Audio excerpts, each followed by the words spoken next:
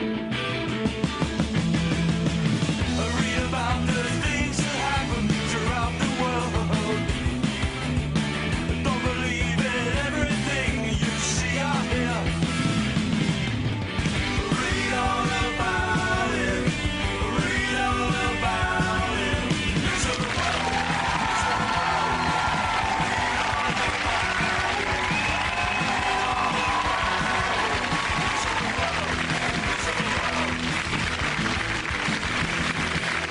Hello and welcome to Mock the Week. I'm Dara Breen. Joining me this week are Andy Parsons, Ed Byrne and Russell Howard, Chris Addison, Hugh Dennis and Kevin Bridges.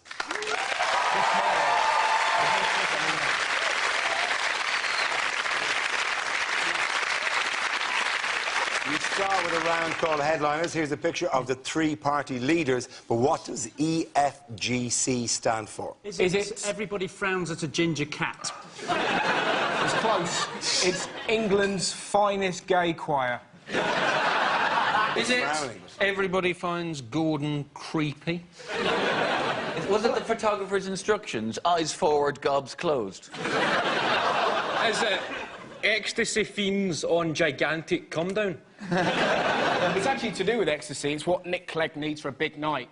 Ecstasy, frisky goths and a camcorder.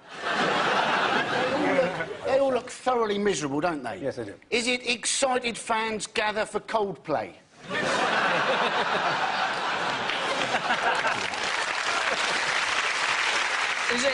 Is it everyone forgets Geoffrey Clegg? Is it? Are you sure it's not election fever? Go compare. Wow, that guy would really cheer up the election, wouldn't he? I'm looking at Brown's expression and I'm thinking it's Etonian fondles Gordon's crotch. This doesn't quite fit, but is it Piers Morgan is a twat?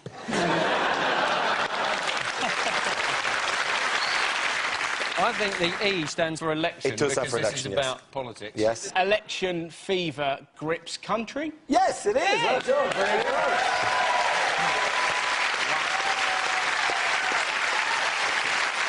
The answer I was looking for was election fever grips country. This is the news that Gordon Brown's appearance on Piers Morgan's talk show, the launch of a new Tory poster campaign, and Nick Clegg's admission that he would dismiss a coalition in the face of a hung parliament have signalled that the race for number 10 has properly begun. It's on.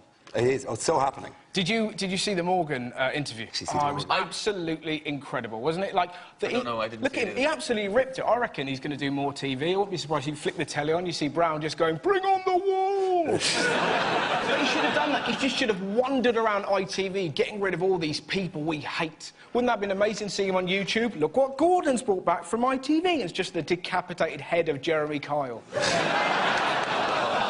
I didn't actually watch the programme. I was too busy hammering nails into my balls rather than watch it. But yeah, that's my Valentine's night ritual.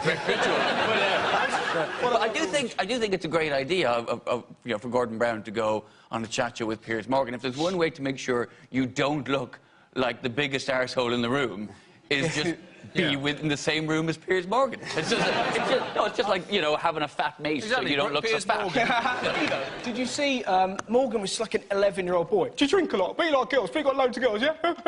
He asked the Prime Minister if he was a member of the Mile High Club.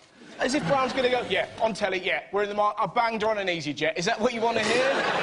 In his head, was he going, more electable, less electable? More electable, less electable. If I admit to it, does that make me more of a better Prime Minister or a worse Prime Minister? We've got all these, haven't we? We've got these celebrities fronting a lot of shows now. Obviously, we've got Piers Morgan Life Stories, Ross Kemp in Afghanistan.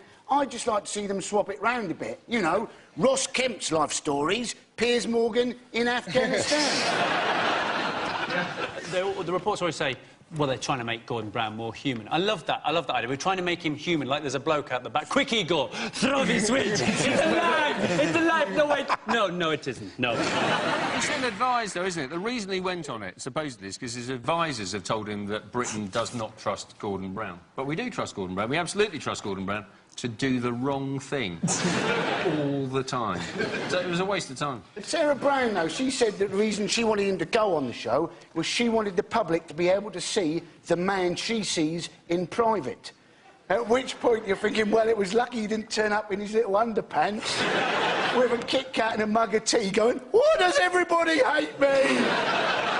Yeah, it said a Downing Street insider said Brown's incapable of leadership of any kind.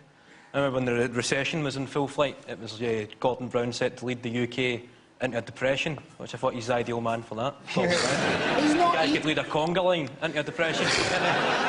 What was David Cameron's reaction? He wants to go on telly. He does want to go on telly. He's going to go on an episode of Look Good Naked.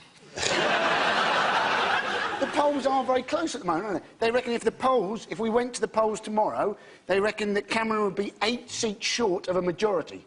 And I'm thinking, what a fantastic phrase that is. 8 seats short of a majority. Makes him sound like it's a bit simple, doesn't it? All that, Cameron, he's 8 seats short of a majority, he is.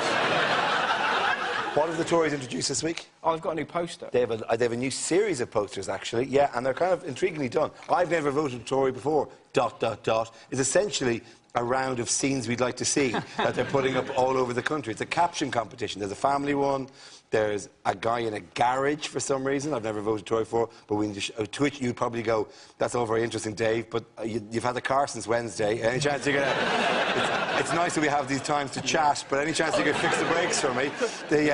But it's such a scene you'd like to see. You can actually stick yourself into it. You can do it as a game. I've never voted Tory. I've never voted Tory before. This is my own particular caption, but Cameron is holding a gun to my testicles. Feel free. Stick them online, you can do your own. But how scary do I look when I actually take what is clearly a publicity photograph for a comedy tour, but put me in overalls? You look like a Russian gangland killer. I'm really proud of that. I find that I look quite hard. Even though you're not actually there, you look uncomfortable to be in a garage. It's like the caption should be Ross Kemp on garages. But, you know, the Tories have got far more money than Labour to spend on adverts. And the brilliant thing is they whack up an advert now, and then everybody spoofs it. They're basically paying for their own downfall. It's absolutely fantastic. You can imagine what's going to happen. You know, go on the web soon. You know, I've never voted Tory before, but I've only just had a lobotomy. I've never voted Tory before, but I've finally learned how to spell X. I've never voted Tory before, but I believe you should try everything once. That's why I'm addicted to crystal meth.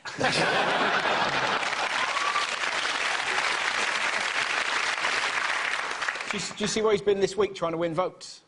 Scotland. That's right. Tories trying to get votes in Scotland. That's about as likely as switching on BBC One and seeing David Attenborough headbutt a gorilla. What he's actually said is he's trying to reach out to Scottish people who haven't voted Tory before, or as we also call them, Scottish people. Do you know how many Scottish MPs there are? Kevin, do you know how many Scottish MPs we have? I don't have a clue. How many? One.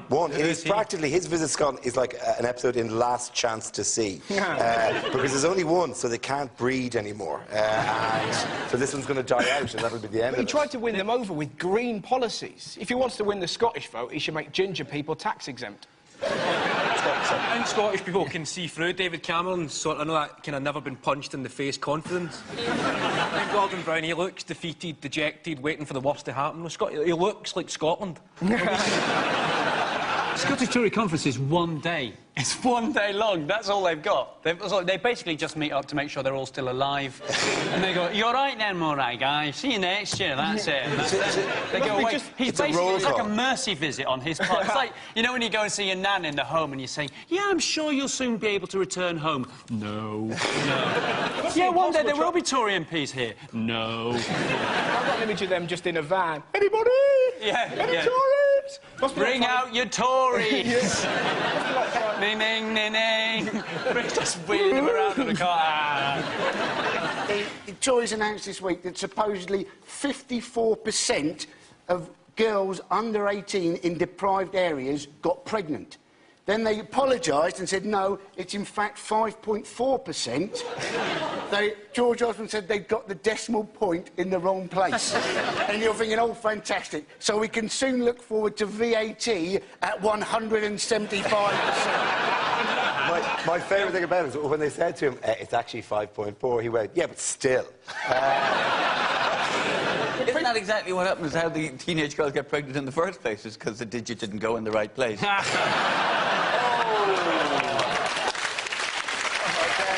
at the end of that round, the points go to Russell, Ed and Andy. OK, now we play a round called... Ashley Cole just sent me a picture of his mock.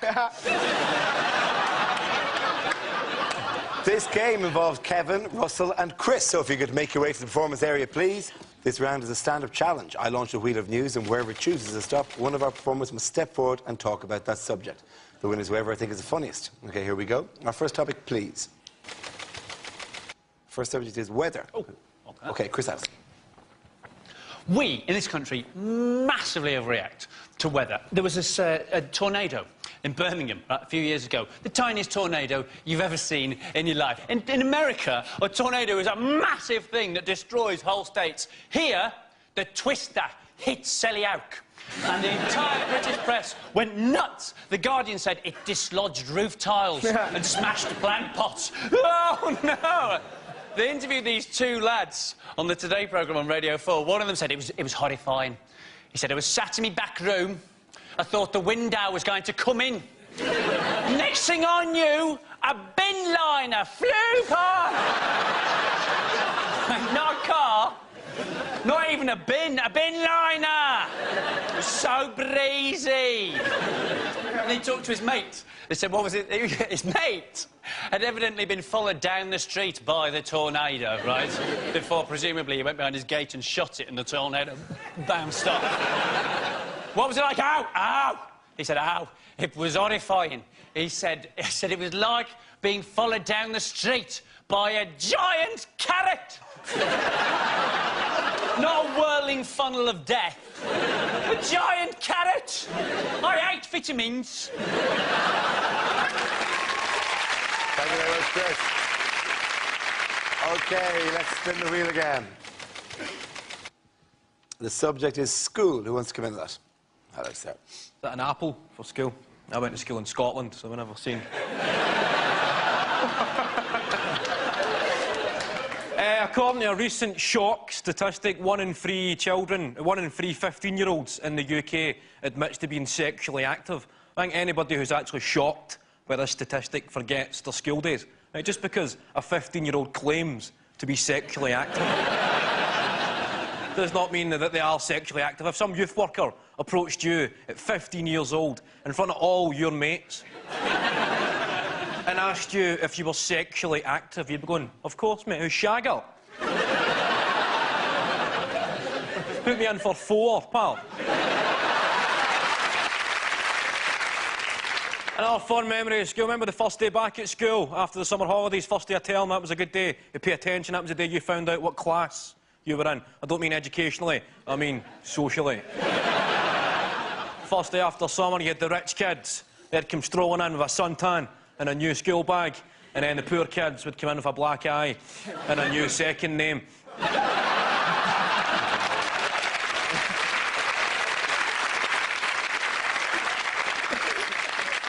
You need to ask your teacher, sir, how come Jamie Cosgrove's now called Jamie De La Cruz? Oh, that's because his mum's dirty. That was my school days, cheers. OK, Russell, let's see what you've been left with. Let's spin the wheel. And the topic is joy. Two very giddy albinos there. Like, do you know what gives me joy? People who are a bit different. I fell in love with my friend Tom, age 5. He stood up in the middle of a nativity play and went, well, enough's enough. What made it even better, he was the front end of a donkey. I like noises as well. I heard this in a supermarket the other day. Whee! I thought, I'm following that, right? It was an old man skidding on a trolley. He'd done the trolley gauntlet, just whee! this blur of giddy wrinkles. What made it even better, a security guard stopped him and went, "Oi, I've told you." How can that not make you happy? And sometimes we laugh at stuff that we shouldn't. Like, I was in a pub recently, I saw a full-size Jenga topple onto a pissed dwarf. Now, the head says no, the belly says yes! Laugh for us all! Before the bricks hit his tiny face, he went, "Bloody hell." A bloke 2 seats along went, "That was like 9/11. You're there going, "Oh, God." Thank you very much, Russell. And the points there go to Chris and Kevin.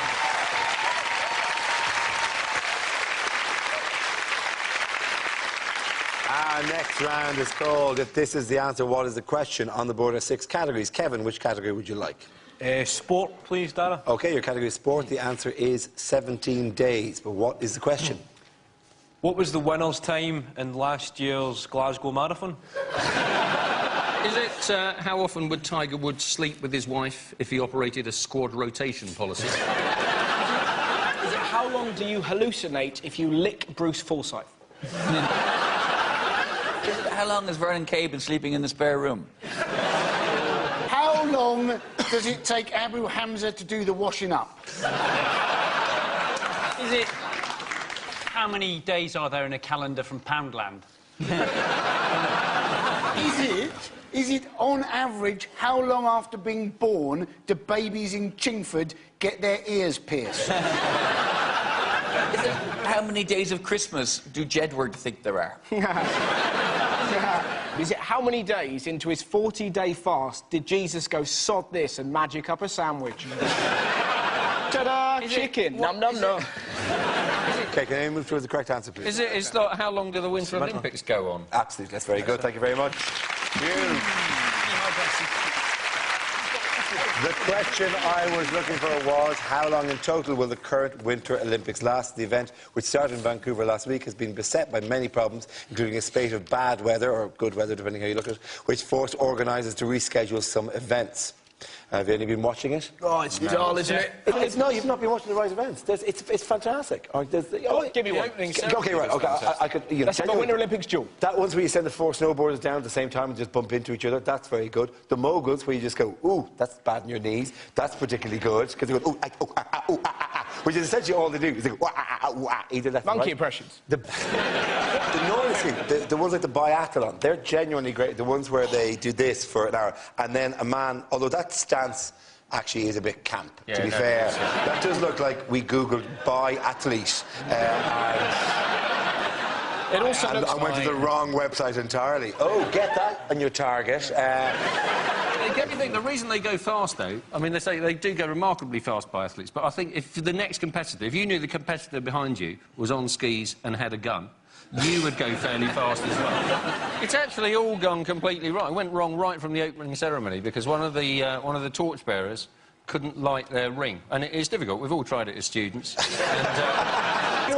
Chris. The problem is they massively overcomplicate the torch thing every time. Have you seen the design for the London one?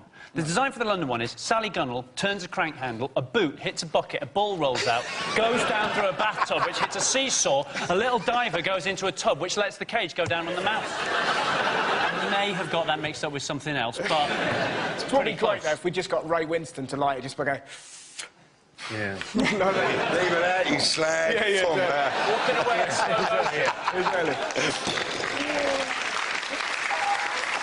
see, they think...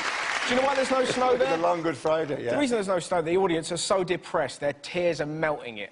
It's great. You've never skied or snowboarded or anything like that, no? Of course I've not. Skiing's great. I've tried snowboarding and I can't do it. For me, snowboarding is like being beaten up by a mountain. That is my experience. Ed, do you want to come snowboarding? I could, or you could just cover yourself in snow and kick shit out of me. Very similar experience, a lot cheaper. I think the ski jumping with the long... Because there is an element of... There's a lot of hang time in a ski jump. Nothing that couldn't be cured by just, I don't know, Super Marioing it up a bit, by having giant pendulums that swing across. And you'd have to start your bit and time it exactly right. Otherwise, you'd be like, he's got great lift, Bang, he's gone. He's out. But the British team are struggling because the Snow Sport GB, which was the company that's supposed to look after them, went into administration. So all our athletes are struggling to find the money to actually be out there in the first place. So it seems that even if they win, when they get home, they'll have to get their medals, put them in an envelope, and send them off to Cash My Goal. They're fiercely proud of the ice hockey over there in the Canadians. But when I explained to them that, you know, over here, hockey is basically a girls' game. And they say, oh, yeah, but we do it on ice. I'm going, yes, because nothing makes it more manly than doing something on ice. That's how you macho something up. Ice. Have you seen some skates? Have you seen the snow leopard, by the way? Have you seen the snow leopard? Snow leopard. Is he an assassin? He's not an assassin, no. He's a Ghanaian skier called Kwame Nkrumah Achiampong. And do you know where he learned to ski? He's competing for Ghana. On Milton Keynes. In Milton Keynes. He worked, he learned to ski when he was working as a receptionist at the ski centre in Milton Keynes. And his outfit actually isn't a tribute to the jungle or to Ghana or the native African wildlife. His leopard skin outfit is a tribute to the women of Milton Keynes. And interestingly, you can't really see it there, but it's backless. In other news, what are British people doing less of at the moment? Oh, less and less marriage. Yes. Yes. Lowest figures since... Since 1862. We just can't be bothered, though, can we? That's why we're not getting married. I don't think it's exactly that. I can't be asked. It's just like, it's brutal. Like, no, but I love my girlfriend a lot, but as you know, every time we go past a jewellery shop, you turn into Gollum. And it's horrific, isn't it? Just dragging her away. I need it! You can actually get, though, you can actually get the one ring from jewellers. Very easy to steal, though, because you just go invisible and walk out the shop. Yeah, but to be honest, if you could be invisible, you wouldn't get married. Would you? If you could be invisible, you wouldn't get married. Oh, come on. What's the first... I'm the only one who would think a little bit pervy. Bullshit. No. You and Harry Potter. Yeah, me and Potter would be straight round Cheryl Coles. Ashley, what the bloody hell's going on? Someone keeps knocking my boobs. Steady, Harry. That's what you do if Did it you're go invisible. again? You just What go would around you do if you were celebrities' invisible? houses. Dunk. Yeah. Dunk. What would you do if you were invisible? What would I do if I was Yes, Chris. I would fight crime.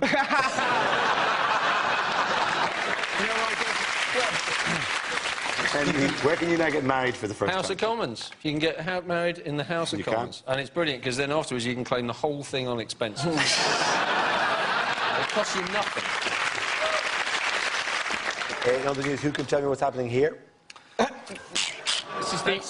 that was lovely. Oh, that It was. is obviously hedgehogs, but why is one hedgehog slightly different to the other hedgehog? It's a pair of testicles, the new STD awareness campaign. It's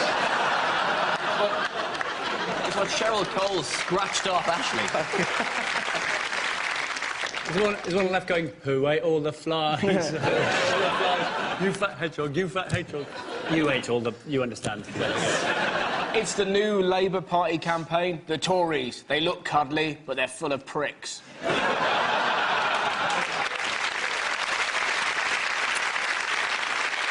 Is it I've never voted Tory before, I'm a fucking hedgehog? The big fat one was in Fife in Scotland, was in an animal rehabilitation centre. It was brought in for the winter but didn't hibernate. So its fat reserves weren't burnt off. So it carried on just eating its way through the winter. And now it's on a diet. Because it is 2 pounds overweight. 2 pounds overweight. Get you with your 2 pounds overweight. Some of us are carrying some real bulk around. Right? Hardly shatter stereotypes about Scottish people. Even more hedgehogs are obese. Yes. OK, at the end of that round, the points go to Chris, Hugh and Kevin. That's the sort of gang thing.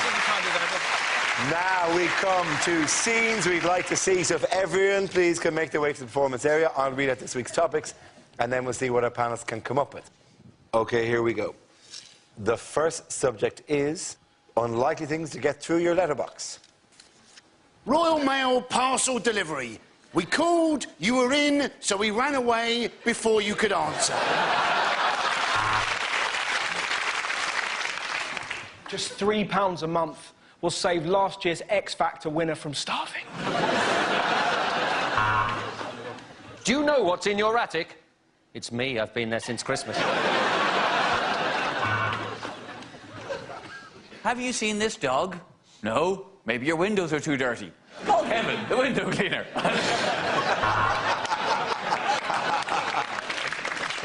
Are you looking for a dog walking service? Then call Ace Kebabs on 318 318.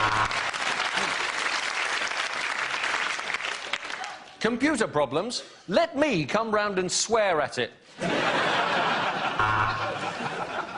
Why has your girlfriend stopped changing near the window? Love, Dad. Pizza. Buy one, pay full price.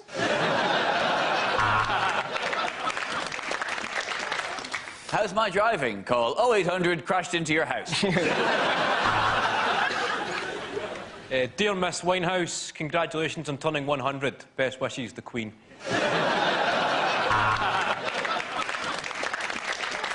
Need a room clearing? Call me. I'll come round and fart in it. Looking for an undertaker? Why not call Ace Kebabs on 318 318? Gardening service. Middle of the night, a speciality. Call Rose West on Broadmoor 255. Too soon, too soon. Hello, my name's Ashley Cole. Here's a picture of me naked. Would you recognise a fake ID? No? Great, I'll be back in 10 minutes. The Taj Mahal Indian restaurant, formerly Ace Kebabs.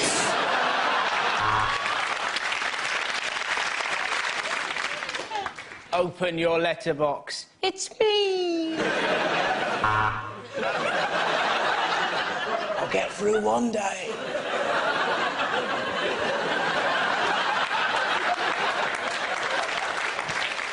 OK, the next topic is things you wouldn't hear at the Winter Olympics.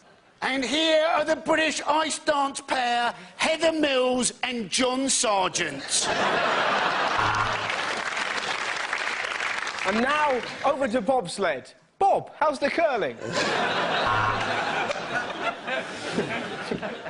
And while we wait for them to get set up there, we'll just pan the camera around. There's just a beautiful scenery. Oh, look, there's a herd of moose. Oh, no, that's the Romanian women's ice hockey team. This is the big hill. Oh, that's long! That's very long! He's gonna wish he'd done his flies up.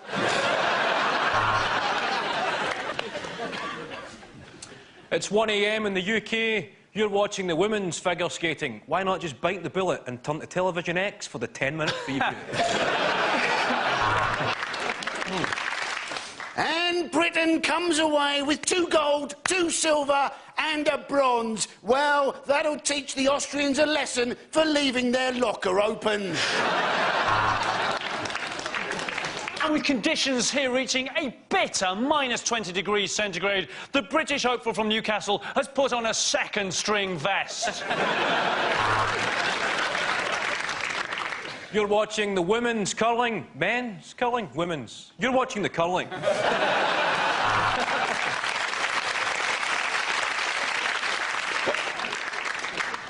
No one has more experience on the ice than him. What a wonderful games it's been so far for Pingu.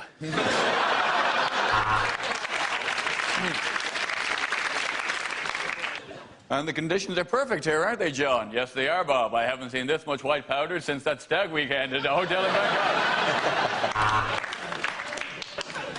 Oh, and that's what ice hockey is all about. A man having his head repeatedly smashed into a glass wall. The ski jump will start as soon as the British skier takes his hand off the side and stops crying. And there, the skier has surprisingly stopped off halfway down for a mulled wine and a shit. At the end of that round, the points go to Russell, Ed and Andy. That's the end of the show. This week's winners are Andy Parsons, Ed Byrne and Russell Howard.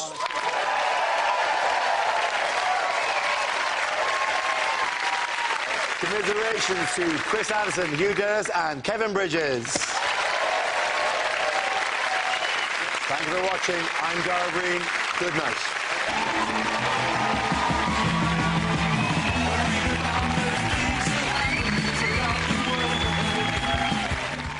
A fancy Swiss dinner challenges Rab's, shall we say, rather loose tongue. That's all to come next on BBC Two.